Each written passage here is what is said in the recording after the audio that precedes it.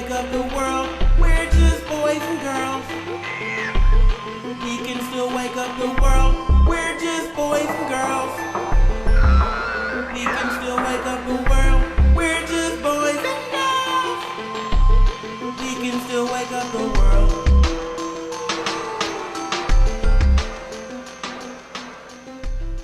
Welcome back to Wake Up the World.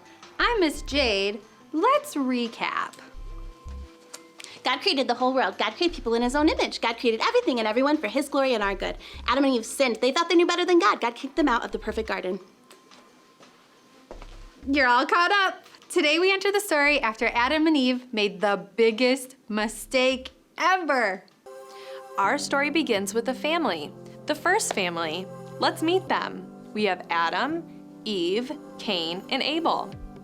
When Cain and Abel were old enough to work, Abel became the shepherd and Cain became a farmer. One day, Cain gave God an offering of some food that he grew. Abel gave God animals from his flock, and God accepted Abel's offering, but he did not accept Cain's offering. Cain was furious. God warned Cain that sin was crouching at the door, and sin wants to control you, God said, but you must control it. Then Cain invited Abel to go out into the field. While they were there in the field, Cain killed his brother. Afterwards, God asked Cain where his brother was. Cain lied and answered God with a terrible attitude. I don't know.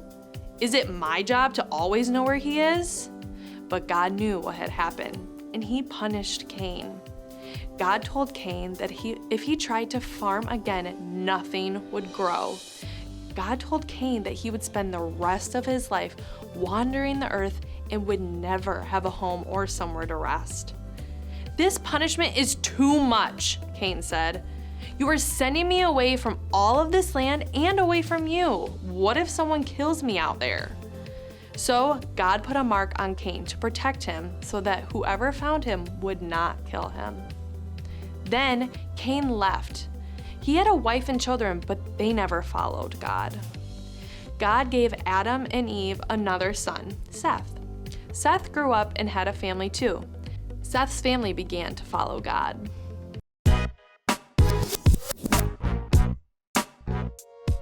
Welcome back, friends, to hashtag Bring It All Together. It's a part of the show when we talk about the story and decide why it still matters today. I have to say something about the story before we get started. You guys, we forgot to mention that, yes, lying is a sin, but also we forgot to say murder is a sin. Oh my goodness.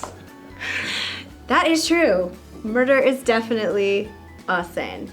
And we also definitely know that sin never makes anything better. Sin is always bad, no matter what kind of sin it is. Mm-hmm. And we know from the last couple of weeks that to sin is to think or act or behave in any way that goes against God and his commands. So friends, what does this story teach us about sin and ourselves? Well, I think definitely it shows us that, well, we're all human, we all sin, but sometimes it seems like the sinning thing is going to be the easy thing, and it might be at the time, but it's never good, and it's definitely not good later. Yeah, and also in the story, we saw that God saw Cain and Abel's hearts. At the beginning of the story, they were bringing their offerings, and God accepted Abel's offering, his food offering, but he did not accept Cain's offering because he saw into his heart, and his heart that he gave with was just not good. Yeah, and too, God told Cain before he killed Abel to watch out for sin because he knew that his heart was not in the best place and sin was creeping up on him and he felt it.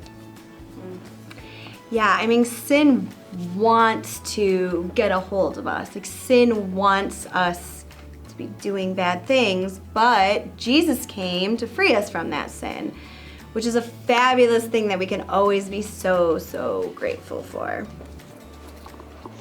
Yeah, so the sin in this story kind of made me think of like an explosion, because God warned Cain that his sin was creeping up, and he warned him, don't be so angry because it's about to get you.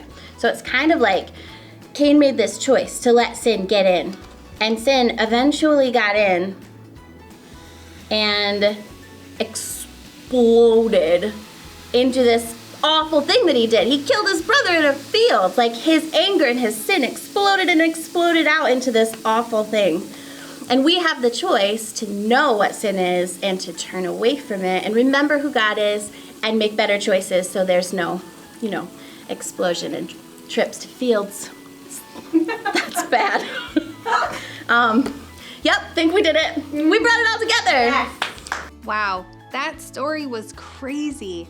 God hates sin, but he loves people. God didn't forget his promise to send a rescuer. After this story, Adam and Eve had another son, Seth.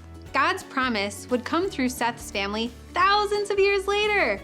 At just the right time, God sent his son Jesus to the world to be the rescuer, to provide a way out of sin and an opportunity to be with him forever.